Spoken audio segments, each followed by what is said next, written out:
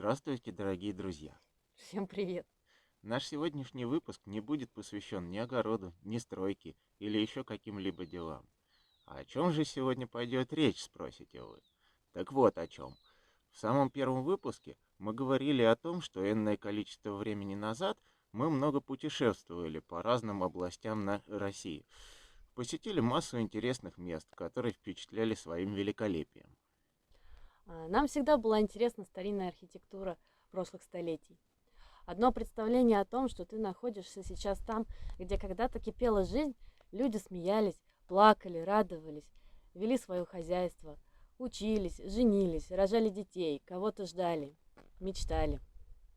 От одних только мыслей захватывает дух. Вот только одно «но». Сейчас этого здесь больше нет. И как будто очнувшись ото сна, оглядываешься вокруг себя и видишь, что осталось от всего этого. А остались забытые людьми дома, усадьбы, храмы, церкви, которые теперь радуются тому, что к ним изредка приезжают путешественники. А ведь у этих стен все еще есть душа.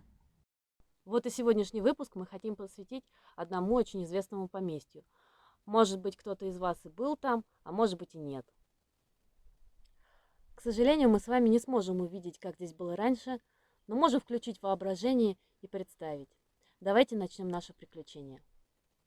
И переносимся мы в конец XIX века в старинную усадьбу, выстроенную в 1889 году по заказу лейб-гвардии унтер-офицера Владимира Храповицкого, архитектором Петром Бойцовым. Западная часть здания – это двухэтажная постройка с одной трехъярусной и другой примыкавшей к зданию с юго-запада круглой башней. Круглая башня венчает также фасад южного четырехэтажного крыла замка, построенного в 1906 году. Во дворце находилось более 80 различных помещений, гостиных и жилых комнат.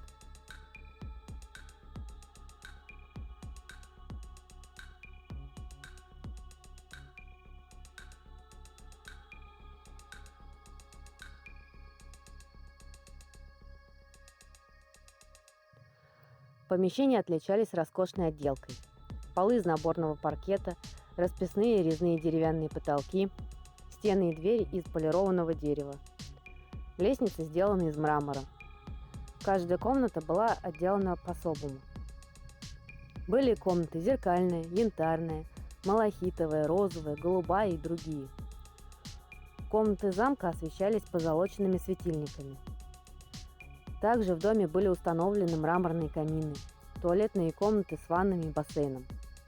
А самым настоящим украшением дома была большая коллекция картин, ковров, гобеленов, старинного оружия и рыцарских доспехов. Проект был реализован с учетом всех нововведений.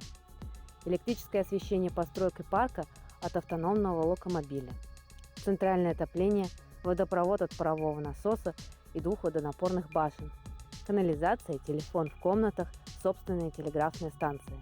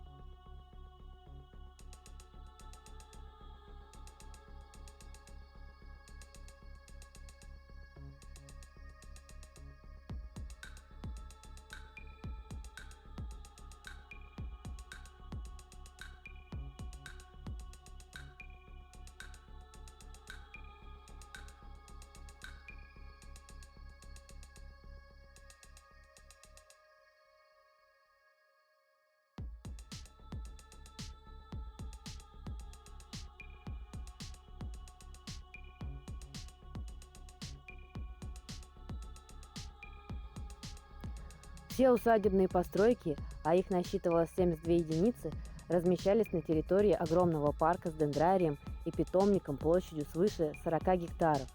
Здесь росли сотни редких и экзотических пород деревьев. Парк состоял из 3 частей: итальянской — водные каскады на террасах и водные портеры, французской — фонтаны, оранжереи и площадки для игр, и английской — аллеи, поляны и пруды, была построена в 1910 году. Вдоль дорожек стояли электрические светильники и венская садовая мебель из гнутой древесины. Пруды, освещенные разноцветными электрическими лампами, фонтаны и каскады в окружении экзотической растительности усиливали впечатление роскоши и великолепия усадьбы. В ансамбль усадьбы входил большой фруктовый сад, в котором насчитывалось несколько сотен плодовых деревьев и ягодных кустарников, 2 теплицы, 2 оранжереи, ряд парников. При въезде в усадьбу и перед дворцом были разбиты цветники причудливой формы и клумбы, которыми славилась усадьба.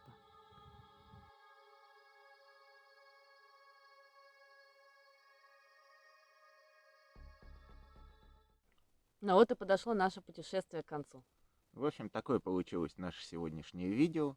Если вам понравилась данная тематика, напишите нам об этом в своих комментариях.